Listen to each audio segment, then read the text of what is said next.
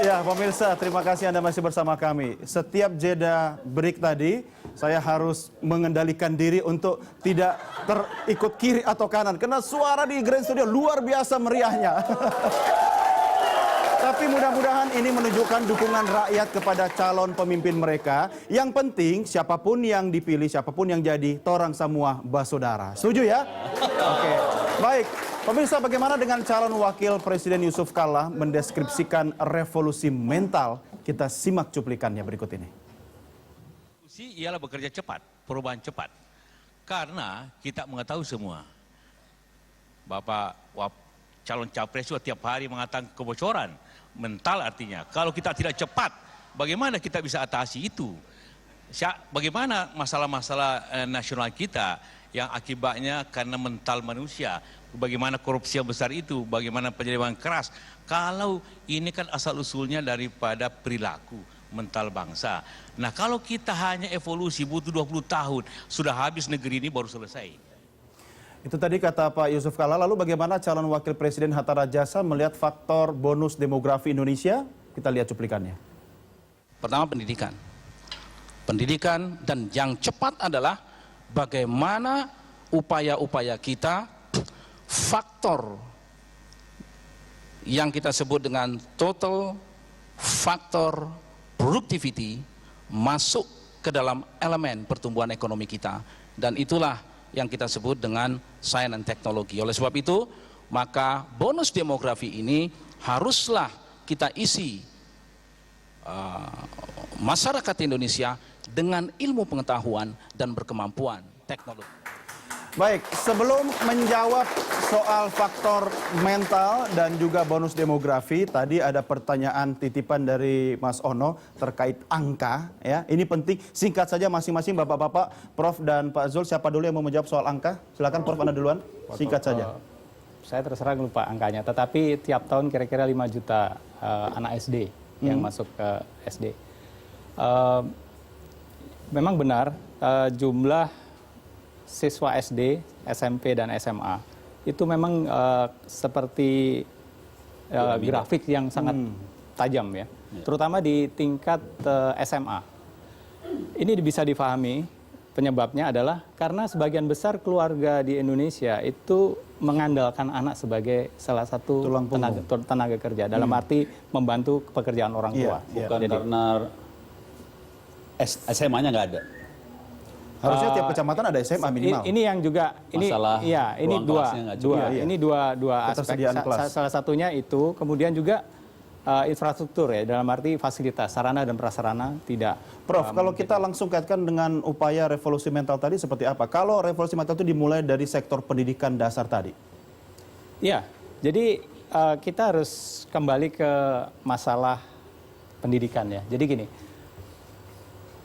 pendidikan adalah membentuk karakter, dan saya kira itu ada di agama manapun ya. Jadi karakter kuncinya. Bagaimana membangun karakter? Menurut Weber, kuncinya adalah sebelum karakter adalah mental. Jadi karena itu memang mentalnya dulu harus dibenerin. Nah, kita sudah 16 tahun melakukan reformasi, kita melakukan desentralisasi, kita memiliki begitu banyak lembaga yang bisa mengontrol tiga trias politika ya, yudikatif, tapi tidak maksimal. Hanya institusi, tetapi belum sampai kepada manusianya. Konkretnya karena seperti itu apa? Seperti ini. Jadi kita punya institusi yang sangat demokratis, saling cek, tetapi bagaimana dengan kekerasan masih ada. Kita tidak bisa menerima perbedaan. Kadang-kadang kalau kita berbeda terus berantem. Kita juga masih banyak korupsi. Jadi ini tidak bisa diselesaikan dalam waktu yang terlalu lama, karena ini kalau tidak bisa dibereskan sekarang juga, saya kira itu akan. Jadi caranya berbahaya. adalah dengan revolusi mental tadi. Iya. Jadi salah satunya itu. Baik, Pak Zul silakan soal bonus demografi. Nggak, yang mendasar tadi Pak Hatta itu menawarkan satu hal yang menarik, Mas Doni ya, yaitu menempatkan total factor productivity sebagai elemen kunci dalam pertumbuhan ekonomi kita. Sering banyak kritik bahwa pertumbuhan ekonomi kita kurang berkualitas karena tergantung pada konsumsi, investasi, dan lain sebagainya. Nah, total factor productivity ini sebenarnya kalau dalam jargon ekonomi disebut dengan residual. Nah, beliau menjelaskan residual ini juga dijelaskan dengan yang disebut dengan science and technology. Nah, kenapa ini penting? Ini erat kaitannya dengan pendidikan. Indonesia Timur dengan Indonesia Barat, kalau harus membuat dikotomi seperti itu, ketertinggalan dalam bidang teknologi ini tinggi. Nah, kenapa? Indikatornya misalnya indeks pembangunan manusia atau Human Development Index.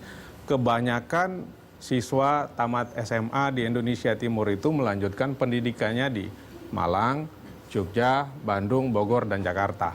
Nah, satu-satunya cara ketika kita bicara tentang total factor productivity adalah meng-create satu institusi pendidikan yang beraksentuasi teknologi di Indonesia Timur, sehingga satu saat bukan hanya anak-anak Indonesia Timur ini mengakomodir dirinya untuk studi di sana, bahkan best brain juga dari Sumatera, Jawa juga sekolah di sana untuk keseimbangan. Pak Zul, artinya mereka nggak itu. perlu keluar daerah ya untuk mendapatkan pendidikan. Ini menarik. Romo Muji, catatan dari Anda.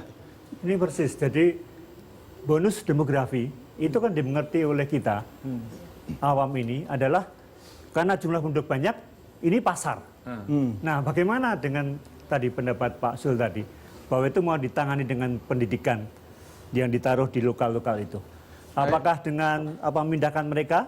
Karena sisi tertentu saya juga melihat bagaimana kami melihat proses mengindonesia dari mereka yang dari daerah, sukunya beda suku lalu menjadi orang Indonesia dan ketemu dengan agama lain dan segala macam, juga faktor untuk toleransinya kuat sekali sampai akhirnya membentuk yang tadi disebut karakter itu sendiri.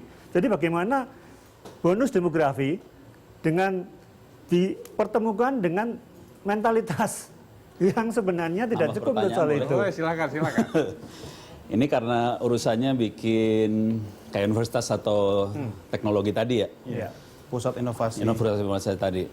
Pertanyaannya sederhana aja. Apakah kita tahu berapa jumlah, ini kan teknologi ya, anak yang masuk teknik di masa mahasiswa kita? Angka lagi, Mas. Angka lagi.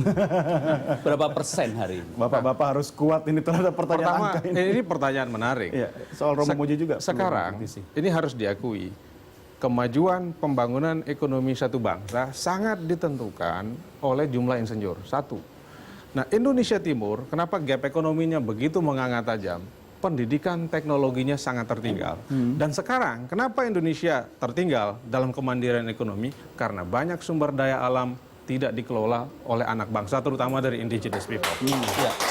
Oleh karena itu, Persentasenya berapa? saya katakan pada Pak Ono bahwa sekarang itu yang teknik itu Indonesia termasuk salah satu yang terendah sekali.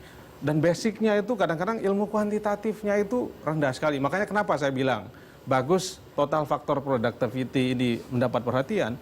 Jadi jangan melihat ini sebagai satu strategi yang terisolir dari strategi yang lebih besar. Ketika anak-anak pandai ini sekolah juga dengan universitas yang bagus di Indonesia Timur, eksternalitasnya luar biasa. Ya. Pak Zul, Mas Ono, saya harus potong. Anda malah berdua berdebat seperti capresnya, karena kita harus disiplin waktu juga ya. Kita lanjutkan lagi nanti di segmen berikutnya. Karena itu pemirsa tetap bersama kami segera kembali.